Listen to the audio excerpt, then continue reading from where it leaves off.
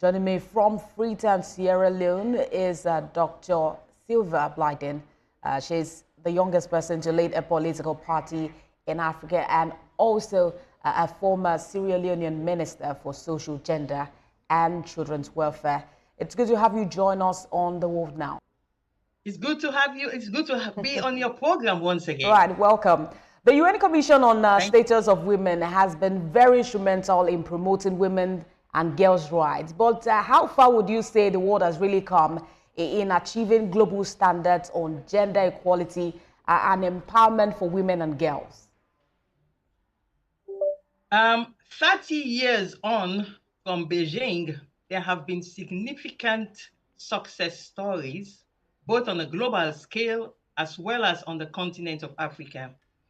I was one of the 17,000 women from all across the world who went to Beijing. I went there and I represented the young women of Africa. I spoke to world leaders on behalf of the young women of Africa. And so comparing what used to happen 30 years ago to now, there are tremendous success stories because the women have ensured we keep the issues on the agenda. Every single year, especially during the 5-year anniversaries, after every 5 years, the review process has ensured that these issues, there are 12 of them that were put on the Beijing Declaration.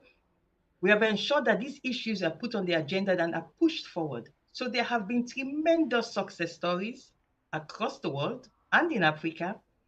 But at the same time, we still have challenges. We still have huge challenges facing women that existed 30 years ago and still continue to exist. But all in all, the Beijing Declaration and Platform for Action resulted in a gender policy framework, a gender equality policy framework that has yielded tremendous successes across Africa and in many states. You know, it's very great that, you wear many hats, but as a politician and former minister yourself, what role would you say men themselves play in increasing women's representation in major sectors, most especially politics and governance? You would have to ask me the question again. I didn't get what role has... Right, I was asking you, talking about your experience as a politician and a former minister, the role of men in increasing women's representation in politics and governance. I remember exactly 10 years ago in Washington, D.C., I was at an event where the second woman to be president in Africa, Her Excellency Joyce Banda, and myself, we shared the table together. And one thing she said very clearly is that women of Africa, if we want gender equality, we have to ensure the men are on board. If the men are not on board, especially given the parochial and chauvinistic tendency of African societies, the women would be banging all the kitchen pans possible, but if the men are not on board, we will not succeed. And I think she has been accurate.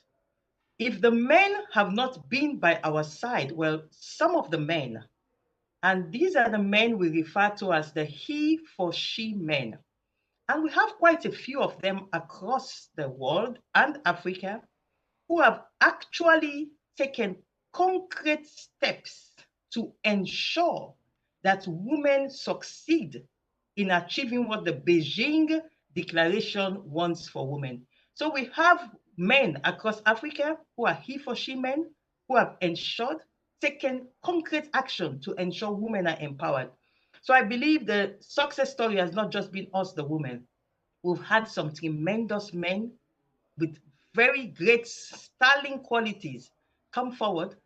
Some of them have been heads of states and they have passed legislation to ensure that women can enjoy the atmosphere where they can yield the greatest possible contribution to society, which is all of what 17,000 of us women went to Beijing for 30 years ago. So yes, without the men, we could not have done it. Right, it's an ongoing conversation, but that's how much we can take now. Thank you for talking to us. Dr. Sylvia Blyden, former Minister, Social, Gender and Children's Welfare, Sierra Leone. Thank you for talking to us. Thank you too.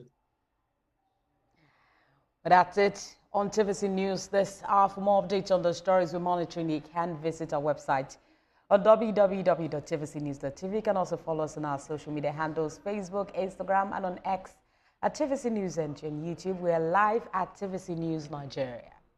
Thanks for watching.